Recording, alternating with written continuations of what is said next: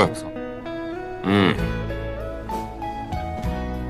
Научишь меня, как испечь торт? И какой хочешь испечь? Имеешь в виду с чем? Нет. Что ты хочешь донести? Она смогла увидеть меня настоящего. И я ей за это благодарен. Хочу сказать спасибо. И чтобы она обрадовалась, попробовав этот торт.